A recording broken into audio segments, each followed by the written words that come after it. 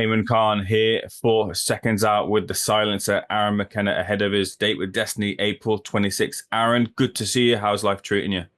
All good. How's things? Yeah, even better to be speaking to you. And I imagine this had been in the works for a little bit, or had it been? How quick was the turnaround to getting this fight signed and sealed? Yeah, it was about a week or two before it was announced. It was once it came to me, it was done very quickly.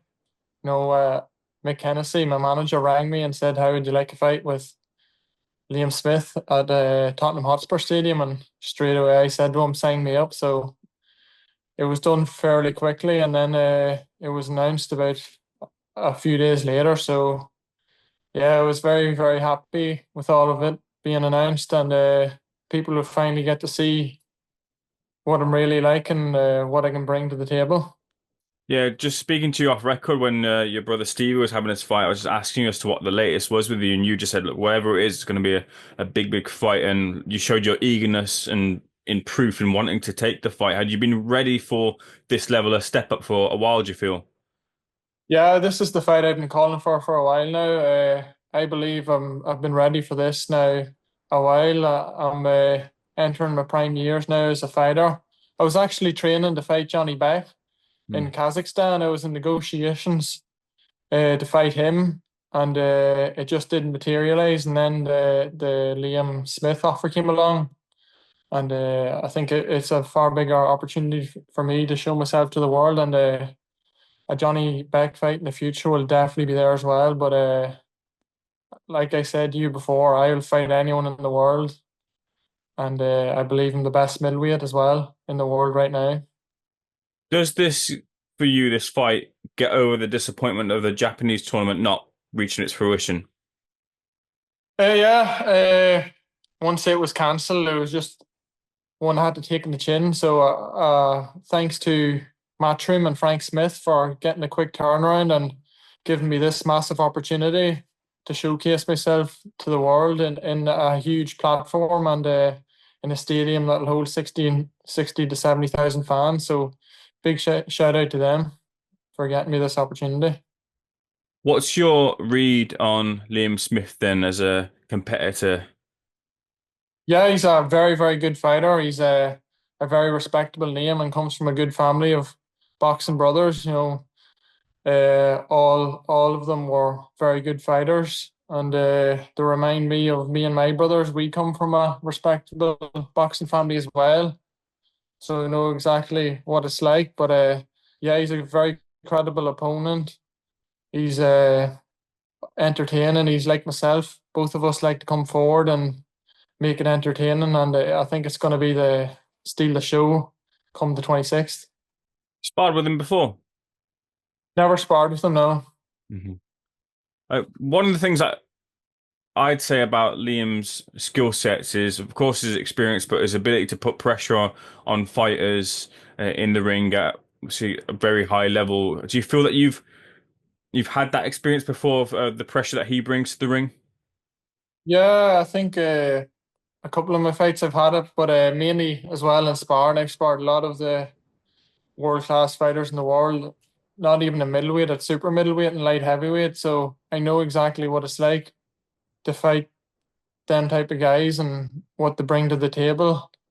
You have to stay sharp the whole time, and I know exactly what it'll be like. But I think it's going to be a really good fight, and we're both going to come forward and make it an entertaining night. Is there any preparation that you do to handle the occasion? Because it's a stadium fight, a huge, huge occasion, the biggest occasion for you to date. Is there anything you do in terms of preparation, not just physically, but mentally preparing for that moment? I don't change nothing. No, I know exactly what's in the line and what it's going to be like. My pro debut was in the Mandalay Bay in Las Vegas, and it was a huge night for me.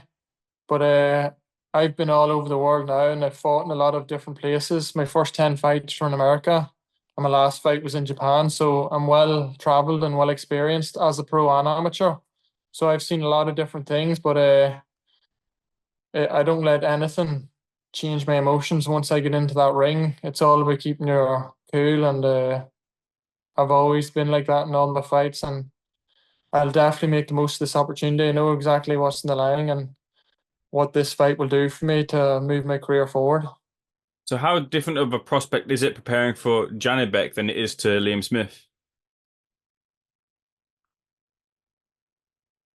Johnny Beck's a southpaw and a slick southpaw too, so you just have to mainly focus on getting southpaw sparring. Whereas Liam Smith is a totally different fighter, but it doesn't really matter who you're preparing for. Every fight you have at this stage in your career is always going to be a very good fight, and that's what I want. And I'm very thankful I've finally got a real opportunity here where I have a very good opponent in front of me, and I'll really make the people believe that what I've been saying all over the years will come true. Another huge fight in the middleweight division in the form of Shiraz versus Adamez. Who you backing to get that one?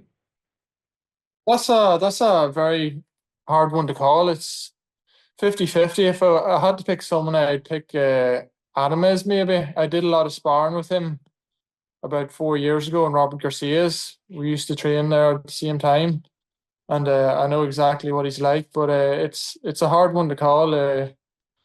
I think Shiraz is the favorite, but I wouldn't be surprised if Adamez got him out of there. You've made the decision to go over and do a lot of sparring in America, like you mentioned over the years. Is that what do you think is the key to, unlocking your potential? A lot of the domestic fighters, obviously over this side of the pond, don't seem to do a lot of that. And Hamza Shiraz is one has done that as well too, and we've seen him rise as well. Do you feel like that's one of the big keys to unlocking your game? Definitely, yeah. I went over. I first went over to America when I was 16, and the difference in training and sparring is totally different to what you see in Ireland or the UK.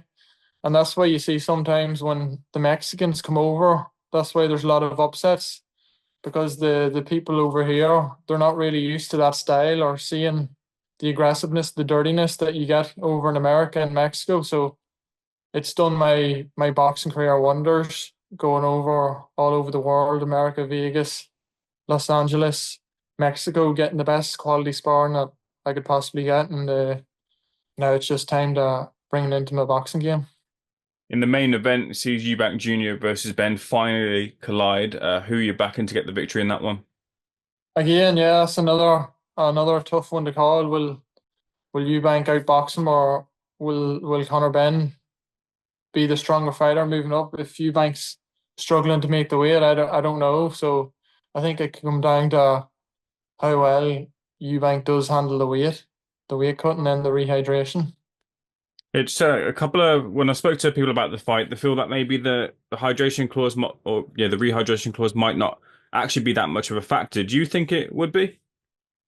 I don't think so. I heard that he only really puts on around 12 or 13 pounds anyway, so I don't think it'll really have any effect whatsoever. So I think it'll be a very, very good fight, and maybe the first few rounds in that fight will be a bit cagey, but I don't know. Maybe Conor Benn will just go straight for him. Before I bring this back to you, I want to ask you a big development over the last 24 hours in the form of Canelo Alvarez now seemingly opening the pathway to taking on Terence Crawford, which is agreed, and now Jake Paul come in the mix, but that seems to have subsided. Do you want to see this Crawford Canelo fight, and who do you think wins that one as well? Yeah, definitely. Yeah, that's some fight that two of the best pound for pound fighters in the world, and if that fight gets made, that'll be one of the biggest fights of our generation by far. And I still think Crawford has a very good chance of beating him. I know firsthand what Crawford's like. I sparred him, and I seen him sparring super middleweights and light heavyweights, so I know exactly what he's like against them style of fighters. And he's a very very good gifted fighter. But it's a tough ask at 168. But I still think it's one that he can pull off. Yeah, that's what's interesting because of the weight being a huge factor in that fight. What is it about Crawford that makes you confident that he can pull it off against someone who's an elite level fighter himself in Canelo? Just the way he thinks, the way he operates in the ring. It's like a game of chess when I spar him. He's always trying to move one step ahead of you or try and set you up for that shot. So like if you're in the ring with him, you have to be switched on at all times. I know it'll be different against Canelo because of the weight, but Mayweather when he fought Canelo, I think it was at like 152, so it wasn't as big of a gap compared to now and Crawford. But I wouldn't be surprised if Crawford outboxed him. But Canelo's a totally different fighter since that Mayweather fight. Bringing this back to your family, your brother Stevie suffered his first defeat to Lee Cutler. How is Stevie looking in terms of wanting to bounce back from that defeat? Yeah, he's ready to bounce back. He's in great shape and in good form. So he's mad to get in the ring and get back in there and do the business again. And lastly, bring this back to yourself. What's your prediction for your fight with Liam Smith on April 26th? Well, like I always say, I always believe I'm the best middleweight in the world right now. So I believe I do win, and I want to do it in good style and good fashion because I know there's going to be a lot of eyes, and I definitely do know what it would set up. It would be a massive, massive win for me and a life-changing victory. It would be. So I always go in there to put on a good performance. Looking forward to seeing you get your big opportunity on April 26th. Aaron, much appreciated. Thanks for speaking to Seconds Out, and we'll see you very soon. Thank you.